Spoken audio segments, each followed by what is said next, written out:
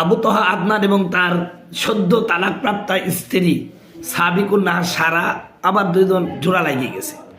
এখন সোশ্যাল মিডিয়ায় একটা কথা উঠেছে, এই যে তোমাদের আগে কয়েকদিন আগে তালাক হলো, আবার এখন তোমরা বিবাহ বন্ধন আবদ্ধ হয়ে গেলে, তোমাদের হিল্লা কোথায় হলো, হিল্লা কবে করলা?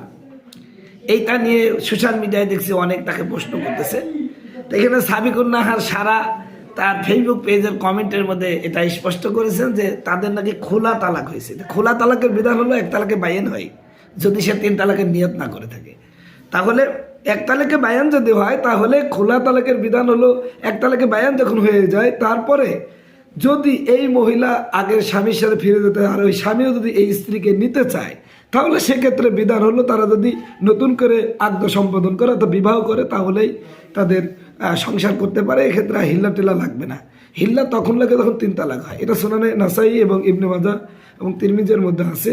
হাজরতে ইবনে আব্বাস থেকে বর্ণিত, রাসূল সাল্লাল্লাহু আলাইহি ওয়াসাল্লাম বলেছেন, কোনো মহিলা যদি খলার মাধ্যমে তালাক নেয় এবং পরবর্তীতে আবার সেই স্বামীর কাছে ফিরে যেতে চায়, যদি সে 3 তালাক না দিয়ে থাকে, তাহলে সে আবার ফিরে যেতে পারবে। অতএব অযাচিত কথা না বলি, তবে এই যে সাবিকুন নাহার সারার মতন কিছু মডারেট আপডেটেড কিছু আলেমা, যা বর্তমান দিন ইসলামের জন্য বড় ভয়ঙ্কর এবং ক্ষতিকর। এই জন্য ইসলাম এমনি মডারেট, অতএব আপনারা মডারেট করার চেষ্টা করেন নাই। বর্তমান অতি আধুনিক কিছু আলেমা এবং আলেমের জন্য ইসলাম সমালোচিত হচ্ছে।